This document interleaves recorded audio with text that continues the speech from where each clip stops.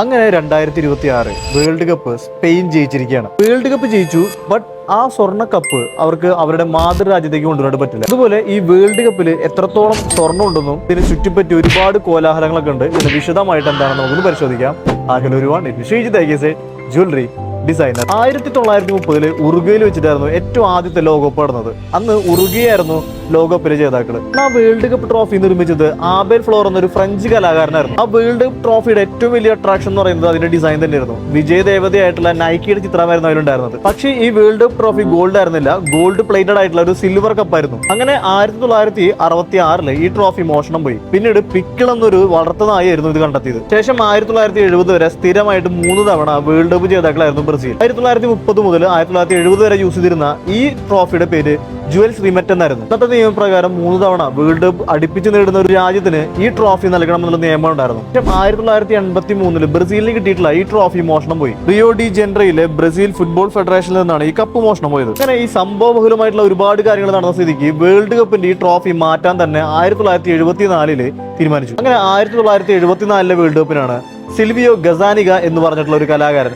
World കപ്പിന്റെ ഇപ്പോ കാണുന്നുള്ള trophy introduce ചെയ്തത്. 1974 നിർമ്മിച്ച ഈ ട്രോഫി പിന്നീട് വിജയിച്ചിട്ടുള്ള ഒരു രാജ്യത്തിനും ഈ ട്രോഫി സ്വന്തം മാതൃരാജ്യത്തേക്ക് കൊണ്ടുവരാൻ സാധിച്ചിട്ടില്ല. ഫിഫയുടെ പുതിയ നിയമപ്രകാരം ഈ ട്രോഫി സ്വന്തം രാജ്യത്തേക്ക് കൊണ്ടുവരാൻ സാധിക്കില്ല.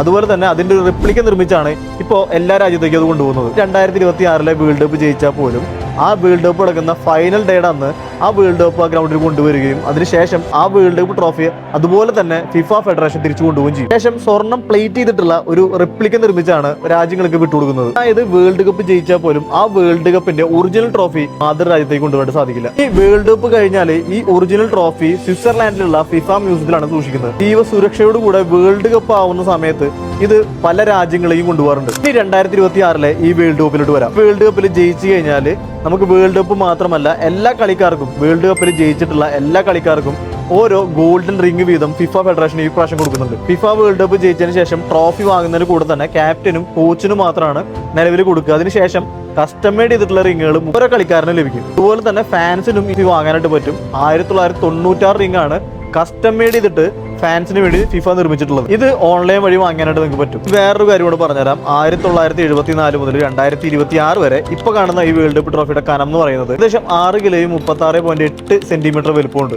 6 കിലോയും സ്വർണം തന്നെയാണ്. അതുപോലെ തന്നെ ഇതിനടിയിൽ കാണുന്ന ഒരു പച്ച കളറിലെ സ്ട്രിപ്പ് മാലക്കൈറ്റ് എന്നൊരു അത്യപൂർവമായിട്ടുള്ള ഒരു സ്റ്റോൺ കൂടിയാണ്. അപ്പോൾ ഫിഫ വേൾഡ് കപ്പിനെ കുറിച്ചിട്ടുള്ള ഫുൾ ഡീറ്റെയിൽസ് നിങ്ങൾക്ക് ഇഷ്ടപ്പെട്ടെങ്കിൽ നിങ്ങളുടെ അഭിപ്രായം കമന്റ് ബോക്സിൽ രേഖപ്പെടുത്താം.